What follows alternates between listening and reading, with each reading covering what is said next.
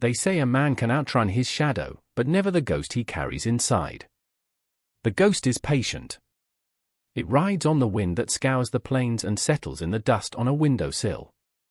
For Jacob, the ghost had a name, a face, and the weight of a promise he had failed to keep.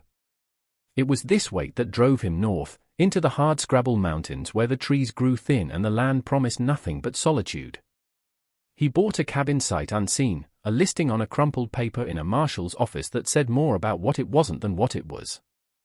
It wasn't near a town. It wasn't on a main road. It wasn't wanted. For a man looking to disappear, it was perfect. The cabin, when he finally found it, was more a suggestion of a structure than a home. The roof sagged like a tired old man's shoulders, and the wind whispered through the chinks in the logs, carrying the scent of rot and long neglect.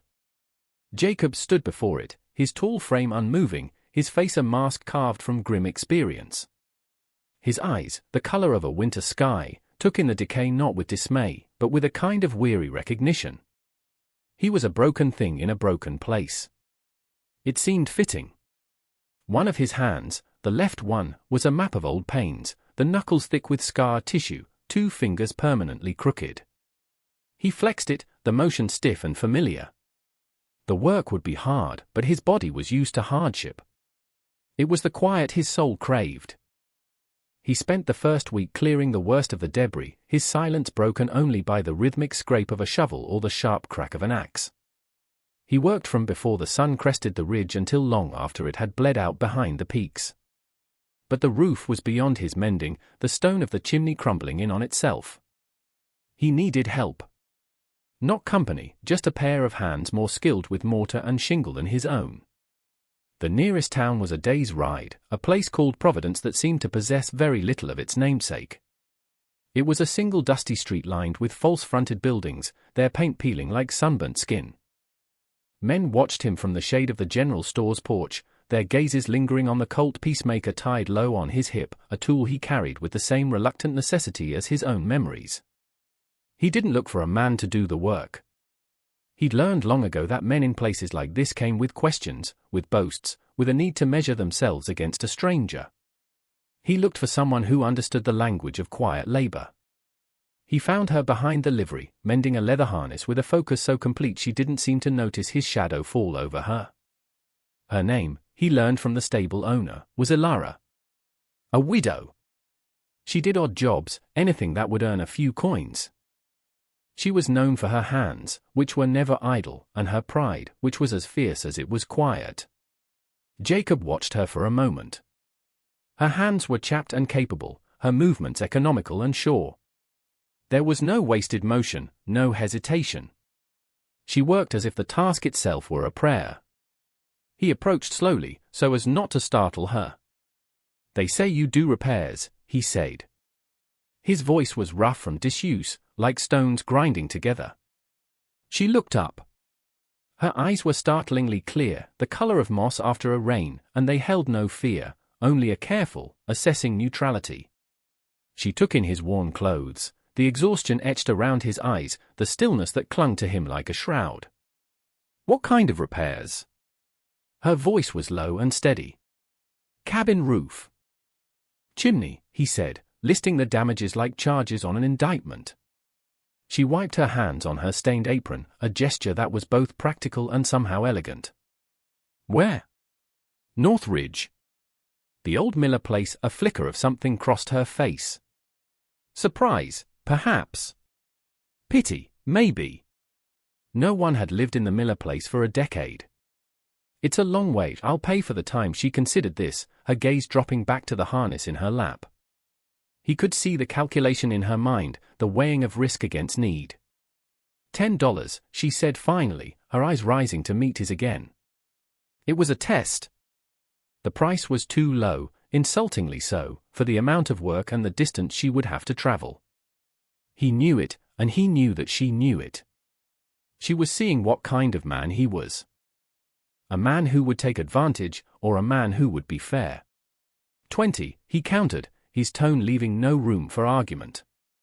"And I'll supply the materials." Her jaw tightened almost imperceptibly. He had not haggled, had not demeaned her by accepting her desperate offer. He had met her pride with respect. A silent understanding passed between them. "I can start tomorrow," she said, nodding once. She worked with the same quiet efficiency he had first observed. For 3 days, she was a steady presence at the cabin, her hammer a rhythmic heartbeat against the silence he had so carefully cultivated. He worked alongside her, passing up shingles, mixing mortar, his movements mirroring hers in their shared purpose. They rarely spoke. Words seemed unnecessary. The language they shared was in the heft of a stone passed from his hand to hers, in the shared glance that confirmed a straight line, in the pot of bitter coffee he left for her by the fire each morning. He watched her, more than he should have. He saw the faint lines of weariness around her eyes, the determined set of her mouth. He saw the way she would sometimes pause and look out over the valley, her expression unreadable, before returning to her task with renewed focus. She was a woman anchored to a purpose he could not name, but he recognized its power. On the 3rd day, the work was done. The roof was sound, the chimney solid and drawing true. The cabin felt less like a tomb and more like a shelter. He held out the $20, the coins heavy in his palm. She took them without a word, her fingers brushing his. Her skin was rough, but warm. Her gaze was direct, unwavering. "It's good work," he said. It was the highest praise he could offer. "It'll hold," she replied, and it felt like a promise. She turned and began the long walk back toward town, a solitary figure against the vast, indifferent landscape. Jacob stood by the new chimney, the warmth from the first real fire seeping into the stones. He should have felt relief, a sense of accomplishment. Instead, a profound and unsettling curiosity took root in him. The $20 felt like both an insult and a fortune. He had seen the worn soles of her boots, the careful way she had saved a bent nail to be straightened and reused. Where did that money go? What desperate hunger was she feeding with her silent, relentless labor? The thought would not leave him. It was a splinter under the skin. He had come to this place to be alone, to sever all ties. But as he watched her figure shrink in the distance, he felt a pull, an invisible thread connecting his solitude to her struggle. Before the last light faded, he saddled his horse. He told himself it was foolishness, a breach of the unspoken contract between them. But the ghost inside him, the one that whispered of duties failed and people left behind, urged him on. He followed her, keeping to the ridges, his horse moving silently through the pines. He wasn't a man who meddled in the affairs of others, but for the first time in years, he felt he had to know. He had to understand the story her pride would never let her tell. He kept a careful distance, a phantom trailing a ghost. The fading light painted the rugged landscape in shades of bruised purple and soft gray. Elara walked with a steady, ground-eating pace, a woman who knew the path not by sight but by feel. She did not look back. Jacob remained in the tree line, the quiet footfalls of his horse masked by the sighing of the wind. He was a hunter by nature and by training, and he moved with an unnerving stillness. He watched her enter the town of Providence, her silhouette momentarily framed by the yellow lamplight spilling from the saloon. But she did not go to a home. She went directly to the Mercantile, a place whose windows glowed with a warmth that felt like a lie. He dismounted, tying his horse in a dark alleyway across the street, and moved to a position where he could see through the grimy front window. The store was run by a man named Finch, a portly figure with a face that seemed perpetually soured, as if he'd just bitten into a lemon. Jacob had seen him the day he arrived, had felt the man's greedy eyes appraising him. Now, those same eyes were fixed on Elara. She stood at the counter, placing Jacob's coins down one by one. Her back was straight, but he could see the tension in her shoulders, the rigid line of her spine. She spoke, her voice too low for him to hear, gesturing to a sack of flour, a slab of salt pork, a small tin of coffee. Finch swept the coins into his hand with a flick of his fleshy wrist. He moved with a grudging slowness, pulling the items from the shelves. He weighed the flour, his thumb pressing ever so slightly on the scale. He cut a piece of pork far smaller than what the money should have afforded. Jacob's own scarred hand clenched into a fist at his side. He knew the petty cruelties of men like Finch, men who built their small kingdoms on the desperation of others. Then came the moment that cracked the world open. Elara, having received her meager provisions, did not leave. She hesitated. Her pride, that formidable fortress he had so admired, seemed to crumble inward. She leaned forward, her voice a low, urgent murmur. Jacob could not hear the words, but he could read the language of her posture. It was the posture of a beggar. Finch laughed, a short, ugly bark of a sound. He shook his head, waving a dismissive hand. He pointed a fat finger at a ledger on the counter, then tapped it forcefully. Credit denied. Elara's shoulders slumped. For a single, heartbreaking second, her face was a portrait of pure despair. She said something else, her hands gesturing, pleading. He could almost hear it through the glass, a plea for scraps, for day-old bread, for anything. Finch just shook his head again, turning his back on her to arrange some tins on a shelf, the universal sign of a conversation that was over. The rage that rose in Jacob was cold and sharp, a familiar poison. It was the same fury he had felt on battlefields littered with the young and the foolish, the same helpless anger that had consumed him in the fire that took his own past. He wanted to storm across that dusty street, to grab Finch by his starched collar and feel the man's vile little heart hammer against his knuckles. But he held himself still. To intervene now would be to rob Elara of the one thing she had left, the dignity of fighting her own battles, however lost. To expose her secret would be a cruelty greater than Finch's. He watched as she gathered her small parcel, her face once again a stoic mask, her pride reassembled piece by painful piece. She walked out of the store and did not look his way. Jacob slipped back into the alley, his heart a cold, heavy stone in his chest. He gave her time, then mounted his horse and followed again, the mystery of her destination now a burning question. She did not walk to one of the small houses on the main street. Instead, she took a narrow, winding path that led away from the town, toward the barren, rocky hills where nothing grew. He followed her to a place that was barely visible, a sod house dug into the side of a low hill, its roof covered in prairie grass, almost indistinguishable from the surrounding land. A thin curl of smoke rose from a hidden chimney. As Elara approached, the rough-hewn door creaked open. A small face peeked out, then another, and another. Like prairie dogs emerging from their burrow, 5 children spilled out into the twilight. 5. The oldest was a girl of maybe 10, with her mother's serious eyes. The youngest, a boy who couldn't have been more than 3, toddled toward her on unsteady legs. They were thin, all of them, their clothes patched and worn, but their faces lit up with a pure, unadulterated joy at the sight of their mother. They surrounded her, their small hands reaching for her, for the parcel. She knelt among them, her weariness vanishing as she hugged them, her face softening with a love so fierce it was almost painful to witness.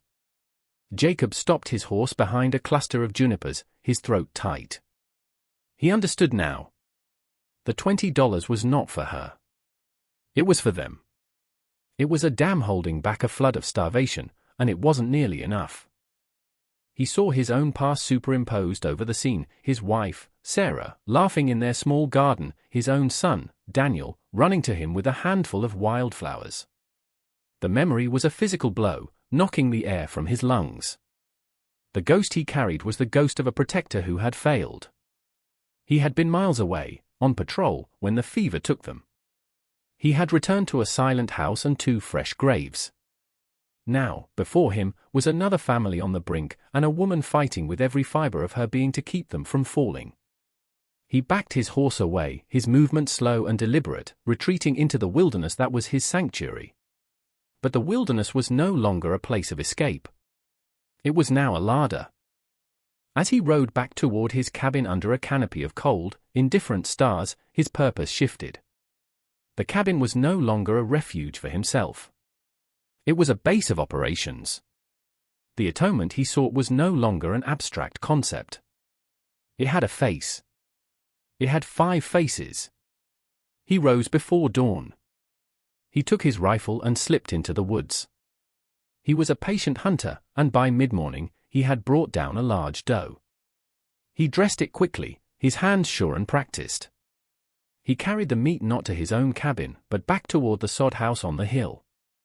Under the cover of the pre-dawn gloom, he left the bundled deer carcass near the path where she would find it when she went to fetch water. He did not leave a note. He left no tracks. It was an offering from a ghost, a silent promise to the woman who fought so bravely in the light. He retreated to the ridge and watched, waiting. He saw her emerge from the house, bucket in hand. He saw her stop, her body going rigid with shock, then with fear. She scanned the horizon, her eyes searching for the source of this impossible gift. He saw her caution slowly give way to the overwhelming reality of her children's hunger. He watched her drag the heavy burden back to her hidden home, a lifeline delivered by an anonymous god. And from his lonely perch, Jacob felt the first crack in the frozen shell around his heart. A new, unspoken rhythm established itself between the solitary man on the ridge and the hidden family in the hill. It was a courtship of survival. Jacob would hunt, and a rabbit, cleaned and ready for the pot, would appear on a flat stone near Ilara's well. He would chop wood for his own hearth, and a cord of seasoned oak would materialize overnight, stacked neatly against the sod wall of her home. One day, a sack of potatoes, the kind Finch sold for an exorbitant price, was found by the path, as if it had fallen from a passing wagon that had no business being on such a remote trail. Ilara never saw him. At first, she lived in a state of heightened alert, a mix of fear and wary gratitude. Every unexpected gift was a potential threat, a debt she could not repay. She would scan the ridges, her moss-green eyes searching the trees for a sign of her benefactor, her phantom. But she saw nothing but the wind moving through the pines. Her practical nature, however, soon won out over her suspicion. The fear was an indulgence she could not afford when faced with the tangible reality of fresh meat in the stew and warmth from the fire. Her children began to change. The gaunt, haunted look in their eyes was slowly replaced by a healthier sheen. Their laughter, once a rare and precious sound, became more frequent, echoing faintly up the hill to where Jacob sometimes sat and listened, a sentinel guarding a life he was not a part of. He knew he could not continue this way forever. The charade of lost sacks and forgotten snares was thin. He needed a reason to be near, a reason to give her money that she could accept without sacrificing her pride. So he invented work. He rode to her homestead one afternoon, dismounting a respectful distance from the door. When she emerged, wiping her hands on her apron, her expression was guarded but not hostile. "The fence along the north pasture," he said, his voice even. "The posts are rotten. I need them replaced." She looked at him, and for the first time, he saw a flicker of knowing in her eyes. She knew as well as he did that he had no cattle, that the north pasture was just a stretch of wild grass and rock. He was a terrible liar, his inventions as clumsy as his words. But she saw the truth behind the lie, his desperate attempt to offer help she could accept. She simply nodded. "I can do that." The work on the fence began. It was a slow, deliberate process. He provided the posts and the wire, and she worked with her usual quiet competence. He would often find reasons to work nearby, clearing brush or reinforcing a corner of his small barn. The silences between them were no longer tense and uncertain. They became comfortable, filled with the shared sounds of labor, the thud of the post driver, the creak of wire being stretched, the chirping of crickets in the tall grass. Some days, he would brew coffee, and they would sit on a log, sipping the hot, bitter liquid from tin cups, watching the hawks circle in the vast sky. In these moments, words felt like an intrusion. He learned the names of her children not because she told him, but because he heard her call to them. Mara, the oldest, with her mother's solemn gaze. The twin boys, Samuel and Thomas, a whirlwind of dusty limbs and boundless energy. Quiet, watchful Caleb. And little Leo, the youngest, whose curiosity finally bridged the chasm between their two worlds. One afternoon, Leo toddled away from the sod house and down the path toward the fence line where his mother worked. Ilara called to him, but he was on a mission. He walked right up to Jacob, who had frozen in place, unsure how to react to this small, fearless creature. The boy stared up at him, his head cocked to one side. Then, he held out a tiny, chubby hand. In his palm was a small piece of softwood, crudely but lovingly carved into the shape of a bird. "For you," Leo said, his voice a childish lisp. Jacob knelt slowly, his movements stiff. He looked from the small, offered gift to the boy's trusting face. Something inside him, a wall of ice that had stood for years, finally fractured. He reached out with his good hand and gently took the small carving. It felt impossibly fragile, impossibly precious. "Thank you," he managed to say, his voice thick. A smile touched his lips. It was a rare, unfamiliar thing, more a ghost of a smile than the real article, but it was there. It was a crack of dawn after a long night. Ilara, watching from a distance, saw it. Her breath caught in her throat. Seeing Jacob's smile was like witnessing a mountain move. It changed the landscape of everything she thought she knew about him. The fragile peace, however, was not destined to last. It was a calm before a storm, and the first sign of that storm came as a whisper on the wind. A rider passed through Providence, a man with a hard face and cruel eyes, asking questions. He was looking for someone. A few days later, Jacob was in town for supplies when he heard the name. Silas Kane. The name hit him like a physical blow, stealing the air from his lungs. The ghost he carried now had a rider. He saw two more of Kane's men lounging outside the saloon, men of the same brutal cut, their laughter loud and grating. The air in the town felt different, heavier, charged with a latent violence. When Jacob rode back to his cabin, his posture had changed. The quiet solitude was gone, replaced by the sharp, hypervigilant watchfulness of a soldier on enemy ground. He scanned the ridges not for game, but for threats. The wind no longer whispered of peace, it hissed a warning. He looked toward the sod house dug into the hill, a fragile bastion of life in this harsh land. The family he had been silently protecting was now in the path of the very evil he had tried to outrun. The ghost was no longer inside him. It was here. And it was coming for him. The arrival of Silas Kane was like a sickness falling over the valley. The air grew thick with unspoken dread. Men in town walked with their heads down, their conversations turning to hushed whispers when Kane or his men passed by.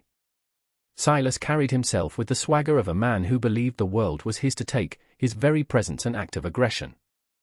He was Jacob's past made flesh, a walking monument to the kind of casual cruelty that had driven Jacob into the wilderness. Jacob knew it was only a matter of time. A man like Silas was a predator, he would sniff out any perceived weakness, any connection that could be exploited. And Jacob's connection to the widow and her children, once a secret source of healing, was now a terrible vulnerability. He began spending his nights not in his cabin, but on the ridge overlooking Ilara's home, a silent, sleepless guardian. His rifle, which he had begun to see as a tool for sustenance, once again felt like what it was, a weapon. The confrontation came on a hot, still afternoon. The sun beat down, bleaching the color from the landscape. Jacob was hidden in a stand of aspens, watching as Ilara drew water from her well, the twin boys playing a game of tag nearby. He saw the dust cloud first, a signal of riders approaching too fast. 3 men, with Silas Kane in the lead. Jacob's blood ran cold. He checked the load in his rifle, his movements fluid and economical, the muscle memory of 100 such moments taking over. He could end it now, from a distance. 1 shot for Silas, 2 for his men. It would be simple. But the thought died as soon as it formed. To start shooting now would be to bring the war right to her doorstep, to terrify the children, to confirm in Silas's mind that she was worth fighting for. He had to play this differently. He held his position, his body a study in deadly stillness. Silas and his men reined in their horses a few yards from Ilara. She straightened up, placing the water bucket down carefully, her body a shield between the men and her sons. The boys, sensing the danger, fell silent and scurried to hide behind her skirts.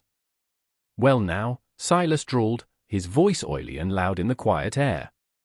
He looked Ilara up and down, his gaze lingering in a way that was a violation in itself. "A flower in the desert. We were told there was a lonely widow out this way." Ilara said nothing. Her face was pale, but her chin was high. Her moss-green eyes were chips of ice. "We're looking for an old friend of mine," Silas continued, dismounting and walking toward her, the jingle of his spurs unnaturally loud. "Goes by many names, but I knew him as Sergeant Kane. A quiet man. Likes his privacy. You seen anyone like that? A ghost with sad eyes? He stopped just in front of her, enjoying her fear, feeding on it. Maybe he's been helping you out? A man like that, he gets lonely. He might start leaving little gifts. A bit of meat? Firewood. Jacob's knuckles were white where he gripped his rifle. Silas knew. He didn't know for certain, but his instincts were sharp. He was casting a net. Ilara's heart was hammering against her ribs, but her voice, when she spoke, was steady. I don't know who you're talking about. You should leave, Silas chuckled, a low, predatory sound. I don't think so. He reached out as if to touch her face. In that instant, Jacob moved. He didn't run. He simply materialized from the trees, stepping into the clearing with a silence that was more shocking than a shout. He wasn't holding his rifle. It was slung over his back. His hands were empty, open at his sides. Leave her be, Silas, he said. His voice was not loud, but it cut through the oppressive heat like a shard of ice. Every man froze. Silas whipped around, his hand hovering over the butt of his pistol. His eyes widened in genuine surprise, which quickly curdled into a malicious glee. Kane, he breathed, a triumphant smile spreading across his face. The ghost of Shiloh. I knew if I kicked over enough rocks, you'd crawl out. Jacob's gaze did not waver from Silas. He ignored the other two men. In his world, at this moment, they did not exist. Your business is with me, Jacob said, his tone flat and final. This place, these people. They have nothing to do with it. Oh, I think they do, Silas sneered, his eyes flicking back to Ilara and the children cowering behind her. I think they have everything to do with it. You see, I've been looking for that old muster roll you took. The one that proves a few unfortunate field promotions I made. You give that back to me, and maybe I'll forget I ever saw this cozy little setup you've got here. The threat was clear, hanging in the air like poison gas. He would use them to get what he wanted. He would burn this small, fragile world to the ground. Jacob took a slow step forward. There is no muster roll, Silas. You know that. It burned with everything else. I don't believe you, Silas hissed. He drew his pistol, but he didn't point it at Jacob. He aimed it at Ilara. The world stopped. The buzzing of insects went silent. The wind died. Jacob saw Ilara flinch, but she did not cry out. She stood her ground. This is your last chance to be reasonable, Kane, but Jacob was already moving. It was not the explosive charge of an attacker, but a single, fluid step. In that step, a river stone appeared in his hand, plucked from the ground as if by magic. His arm blurred. The stone flew with impossible speed and accuracy, striking Silas's gun hand with a sickening crack. The pistol clattered to the dust. One of Silas's men went for his own gun, but Jacob was no longer there. He had closed the distance, his body a whirlwind of controlled violence. A precise strike to the man's throat, another to the solar plexus. The man crumpled, gagging. The third man, seeing this, hesitated for a fatal second. It was all Jacob needed. He disarmed him, his movements so swift they were hard to follow, and sent him sprawling in the dirt. It was over in less than 5 seconds. Silas stared at his broken hand, his face a mask of disbelief and agony. Jacob stood over him, breathing evenly, his winter sky eyes now blazing with a cold fire. Get on your horses, Jacob said, his voice a low command that promised death. Ride out of this valley and do not come back. If I ever see your face again, I will not be so merciful. Scrabbling, gasping, Silas and his men mounted up and fled, leaving a cloud of dust and humiliation in their wake. Silence descended once more, heavy and profound. Ilara finally let out a breath she hadn't known she was holding. The twin boys started to cry. She knelt to comfort them, her hands shaking. Jacob walked over and picked up Silas's fallen pistol, emptying the chambers before tossing it aside. He turned to her, the fire in his eyes banking, the familiar, weary sadness returning. "He'll be back," she whispered, her voice trembling. "I know," Jacob said. He looked at her, at the children, at the small sod house that had become a sanctuary. The time for secrets was over. That night, as a sliver of moon rose in the sky, he sat with her outside the door, the children finally asleep inside. He told her not everything, but enough. He spoke of the war, of a captain named Silas Kane who treated his men's lives like currency, who had left a patrol, Jacob's patrol, for dead to cover his own cowardice. "I was the only one who made it back," he said, his voice low and raspy. He thought I took evidence against him. But all I took were ghosts. Elara listened, her gaze never leaving his face. The story filled in the empty spaces she had only guessed at, explaining the sorrow in his eyes, the scars on his hands. When he was finished, a long silence stretched between them. Then, she reached out and laid her hand over his scarred one. Her touch was not one of pity, but of solidarity. "You protected us," she said simply. "You will not face him alone," he heard himself say, correcting her. For he knew Silas would return not just for revenge on him, but to destroy the first thing of beauty and hope Jacob had dared to care for in a decade. His ghost was no longer a memory to run from, it was a dragon to be slain, and this small patch of earth was the ground he would defend. They both knew the peace was a lie, a deep breath before the plunge. Silas Kane was not a man to accept defeat. His pride, as vast and ugly as his cruelty, would demand retribution. The valley, which had been a haven, now felt like a cage, the ridges that had offered solitude now potential ambush points. Jacob did not return to his cabin. His place was here now, a silent sentinel for the family he had inadvertently claimed as his own. He and Elara moved in a quiet, synchronized dance of preparation. There was no panic, only a grim, shared purpose.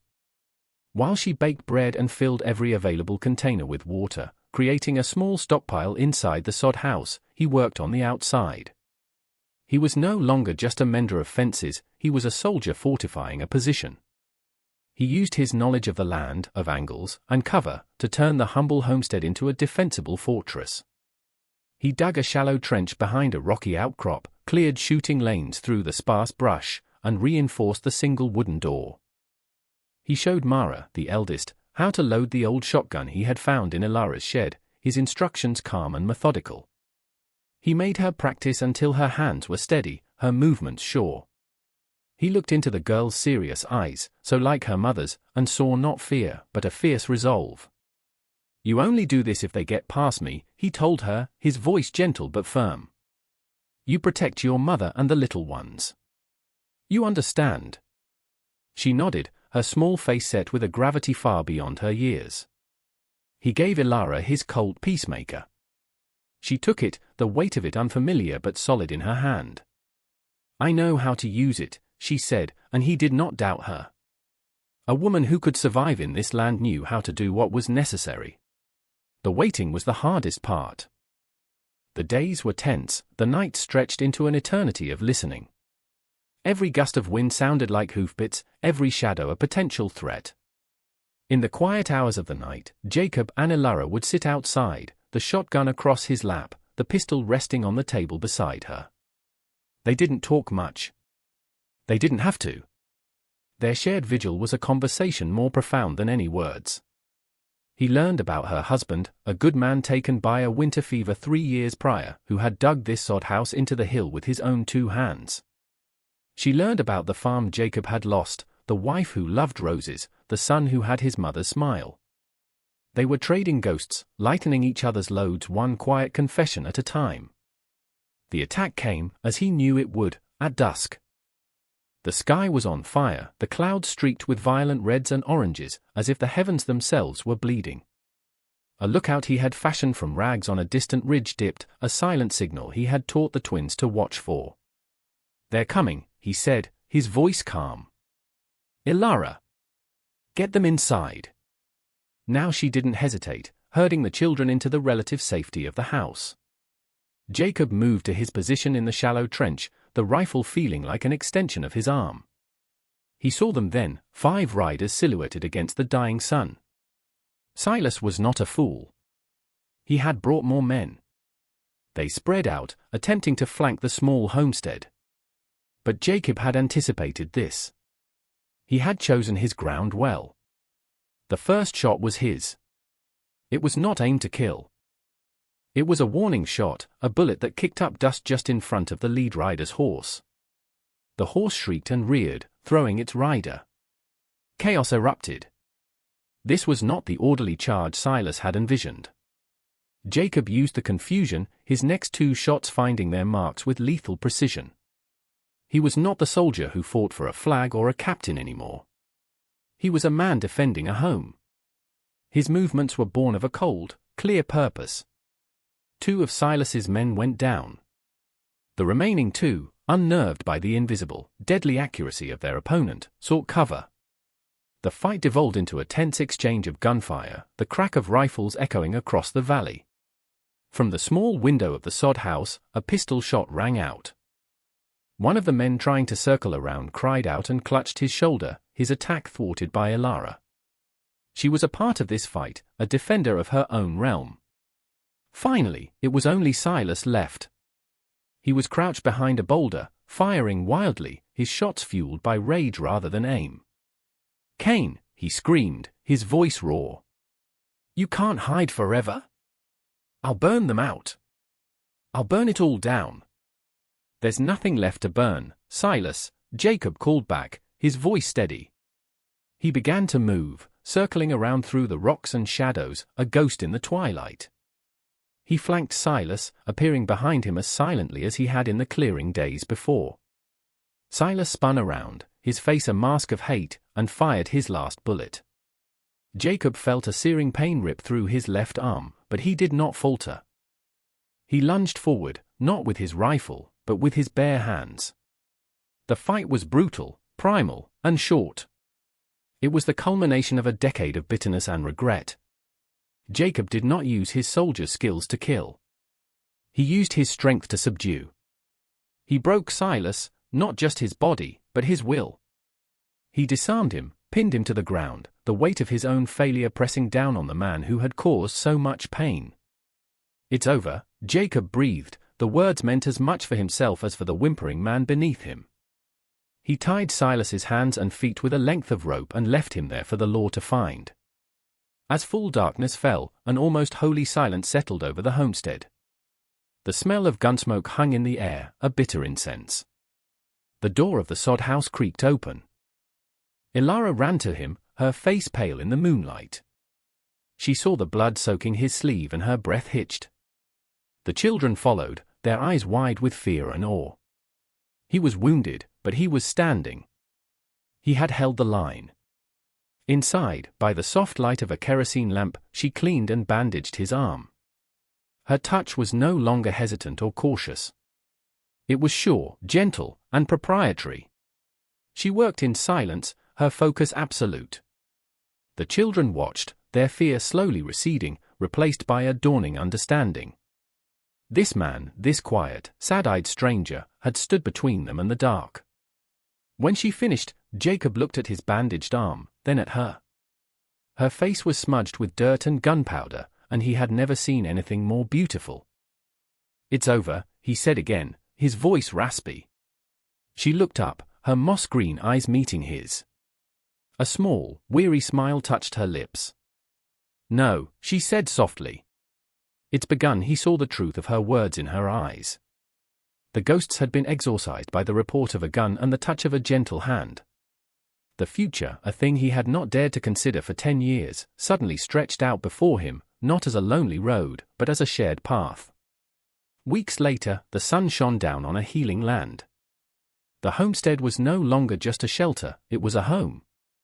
A small garden, green with new life, grew where the fighting had been. Jacob, his arm now healing in a sling, was teaching Samuel how to properly seat a new fence post, his voice low and patient. Elara stood in the doorway of the sod house, wiping her hands on her ever-present apron. She watched them, a deep, quiet peace settling in her soul. She was not smiling, not in the way other women smiled, but her eyes held a light that had been absent for a long, long time. Jacob looked up, as if feeling her gaze, and their eyes met across the small yard. The haunted, hunted look was gone from his face.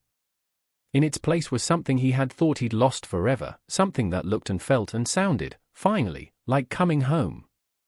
The wind still blew across the plains, but it no longer whispered of ghosts. It spoke of new beginnings.